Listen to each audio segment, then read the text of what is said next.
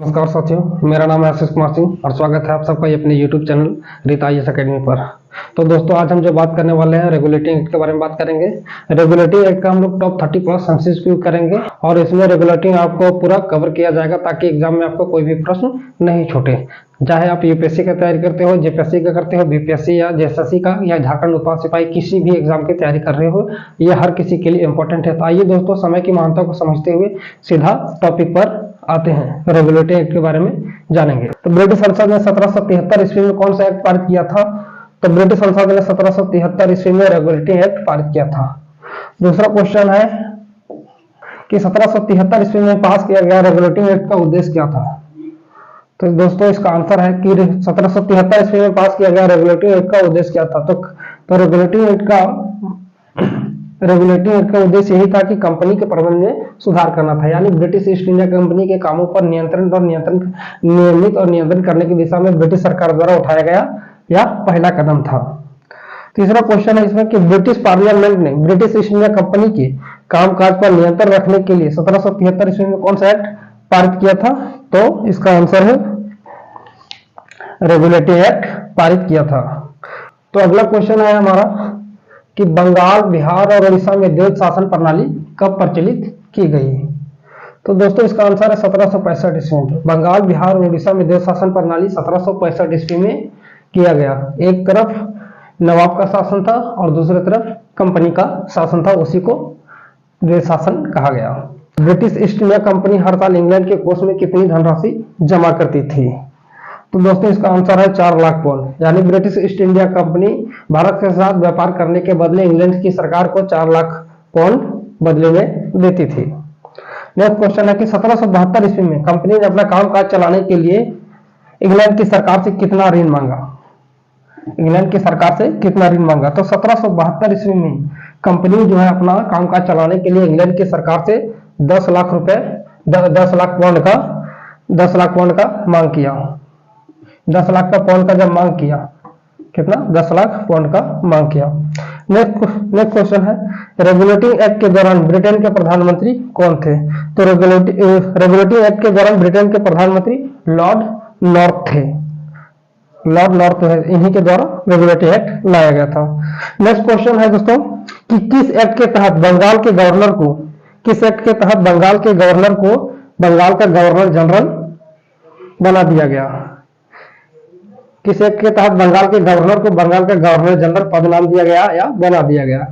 तो regulating act के तहत ही बंगाल के गवर्नर को बंगाल का गवर्नर जनरल नाम दिया गया था। भारत में प्रथम अंग्रेज गवर्नर जनरल कौन था? तो वारेन हेस्टिंग्स था। यानी बंगाल का हुआ तो किसके अंदर है? बंगाल तो भारत के अंदर है, तो वही क्वेश्चन है इसमें कि भारत में प्रथम अंग्रेज गवर्नर जनरल कौन था? तो वारेन हेस्टिंग्स था।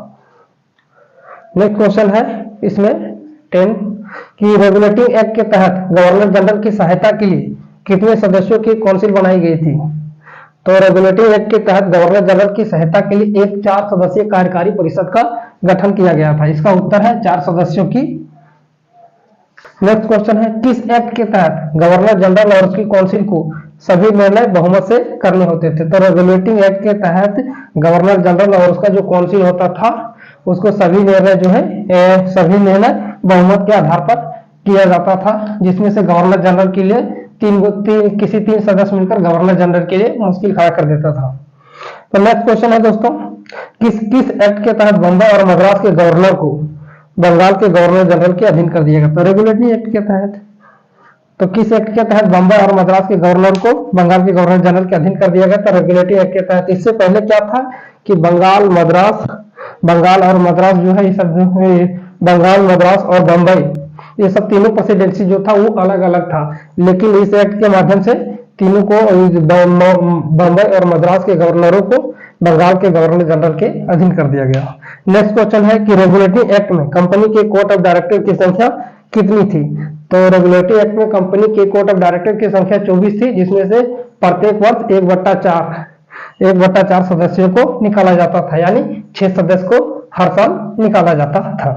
किस एक्ट के तहत बंबई तथा मद्रास के गवर्नर बंगाल के गवर्नर जनरल की सहमति के बिना न कोई युद्ध कर सकते थे और न ही कोई संधि, लेकिन घोर संकट के समय में अपनी इच्छानुसार कार्य करते थे। जी हाँ दोस्तों, रेगुलेटिंग एक्ट में एक ऐसा प्रावधान किया गया था कि बंगाल के गवर्नर के सहमति के बिना बम्बई तथा मद्रास के गवर्नर ना कोई युद्ध कर सकते थे और ना ही किसी राजा के साथ में संधि कर सकते थे। लेकिन वो लोग इसका एक गलत फायदा यह उठाता था कि घोर संकट के समय वो लोग अपनी इच्छा के अनुसार कार्य कर लेता था। तो रेगुलेटिंग एक्ट में यह प्रावधान किया गया था। तो नेक्स्ट क्वेश्चन है कि रेगुलेटिंग एक्ट में कोर्ट ऑफ डायरेक्टर्स के सदस्यों का चुनाव कितने वर्ष के लिए करने की व्यवस्था की गई थी तथा कितने सदस्यों को प्रत्येक वर्ष रिटायर होना पड़ता था।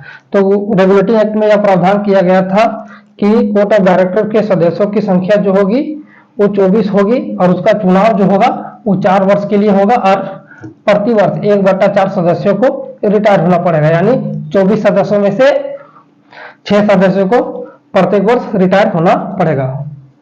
नेक्स्ट क्वेश्चन है, किस एक्ट में डायरेक्टरों के लिए यह प्रावधान कर दिया गया कि वे भारत से प्राप्त किए गए कंपनी की सिविल एवं सैनिक प्रबंध के विषय में सभी कागज पत्र सेक्रेटरी ऑफ स्टेट के सामने पेश करेंगे। तो रेगुलेटिंग एक्ट में ऐसा प्रावधान कर दिया गया था कि रेगुलेटिंग एक्ट में यह प्रावधान कर दिया गया था डायरेक्टरों के लिए कि वे भारत से प्राप्त जितना भी कंपनी के सिविल एवं सैनिक प्रबंध के विषय में जो भी कागज पत्र है वो सेक्रेटरी ऑफ स्टेट के सामने पेश करेंगे। किस एक्ट के तहत कलकत्ता में एक सुप्रीम कोर्ट की स्थापना की गई थी, यानी 1773 ईस्वी का रेगुलेटिंग एक्ट ही था जिसके इसके आधार पर ही 1774 में कलकत्ता में एक सुप्रीम कोर्ट की स्थापना की गई थी जिसके मुख्य न्यायाधीश एलिजा एम्प्रे थे और उसमें 3 और जज थे। तो इसमें पूछ रहा है कि किस एक्ट के तहत कलकत्ता में एक सुप्रीम कोर्ट की स्थापना की गई थी, तो इसका भी होगा वही रेगुलेटिंग एक्ट के तहत। क्वेश्चन नंबर 19 है कि भारत का प्रथम चीफ जस्टिस कौन था, तो भारत का प्रथम चीफ जस्टिस एलिजा एम्प्रे थे। किस एक्ट के तहत कंपनी के कर्मचारियों को निजी व्यापार व भारतीयों से उपहार लेना प्रतिबंधित कर दिया गया था। रेगुलेटिंग एक्ट के तहत ब्रिटिश ईस्ट इंडिया कंपनी के कर्मचारियों को निजी व्यापार तथा भारतीय लोगों से उपहार लेना प्रतिबंधित कर दिया गया था क्योंकि कंपनी धीरे धीरे नुकसान में जा रही थी। नेक्स्ट क्वेश्चन है कि किस एक्ट ने भारत में अंग्रेजी शासन प्रणाली की नींव रखी, तो रेगुलेटिंग एक्ट के जरिए ही भारत में अंग्रेजी शासन प्रणाली की नींव रखी गई थी। तो इसका भी होगा रेगुलेटिंग एक्ट होगा। बंगाल का प्रथम गवर्नर जनरल कौन था, तो बंगाल का प्रथम गवर्नर जनरल जो था वो था वारेन हेस्टिंग्स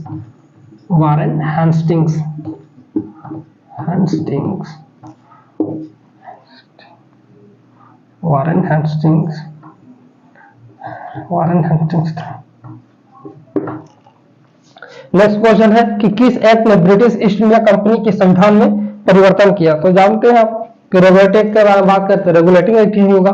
तो किस एक्ट ने ब्रिटिश ईस्ट इंडिया कंपनी के संविधान में परिवर्तन किया, तो रेगुलेटिंग एक्ट 1773 ईस्वी का रेगुलेटिंग एक्ट। किस अधिनियम के द्वारा भारत में केंद्रीय प्रशासन की नींव रखी गई, तो इसके द्वारा ही रेगुलेटिंग एक्ट के द्वारा ही भारत में केंद्रीय प्रशासन की नींव रखी गई थी। गवर्नर जनरल की सहायता के लिए 4 सदस्यों की एक परिषद का गठन किया गया था। ये तो हम लोग जानते हैं कि गवर्नर जनरल की सहायता के लिए एक 4 सदस्यीय कार्यकारी परिषद का गठन किया गया था। तो उसी बोल रहा है कि गवर्नर जनरल की सहायता के लिए 4 सदस्यों की एक परिषद का गठन किया गया था। उस परिषद के सदस्य कंपनी के द्वारा कितने वर्ष के लिए नियुक्त किए जाते थे। क्वेश्चन यहां है कि गवर्नर जनरल की सहायता के लिए 4 सदस्य जो था उस परिषद का जो गठन किया गया था उस परिषद के सदस्य जो है कंपनी के द्वारा कितने वर्ष के लिए नियुक्त किए जाते थे, तो वो 5 वर्ष के लिए वो लोग नियुक्त किए जाते थे। 5 वर्ष के लिए नियुक्त किए जाते थे। नेक्स्ट क्वेश्चन है कि किस एक्ट के द्वारा क्लेवरिंग, फ्रांसिस, मानसन तथा बोरवेल पहले 4% नियुक्त किए गए थे, तो क्लेवरिंग, फ्रांसिस, मानसन तथा बोरवेल जो 4% जो नियुक्त किए गए थे वो रेगुलेटिंग एक्ट के द्वारा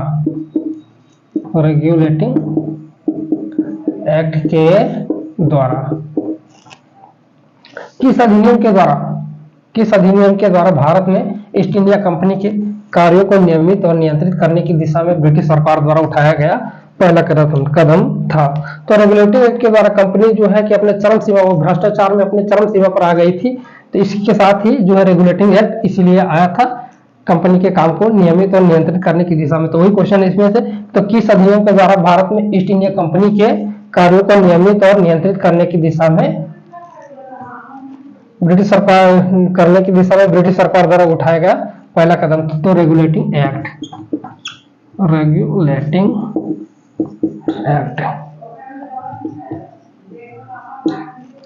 नेक्स्ट क्वेश्चन है कि किस अधिनियम के अंतर्गत कलकत्ता में 1774 ईस्वी में एक सुप्रीम कोर्ट की स्थापना की गई? उच्चतम न्यायालय की कलकत्ता में। तो रेगुलेटिंग एक्ट के तहत 1774 में कलकत्ता में एक उच्चतम न्यायालय यानी सुप्रीम कोर्ट की स्थापना की गई थी। तो किसके? रेगुलेटिंग एक्ट के चक्कर में, रेगुलेटिंग एक्ट के द्वारा। किस अधिनियम के द्वारा ब्रिटिश सरकार का कोर्ट ऑफ डायरेक्टर के माध्यम से कंपनी पर नियंत्रण सशक्त हो गया था? तो रेगुलेटिंग एक्ट के माध्यम से कोर्ट ऑफ डायरेक्टर के द्वारा कंपनी पर नियंत्रण सशक्त हो गया था। तो इसका आंसर है रेगुलेटिंग एक्ट।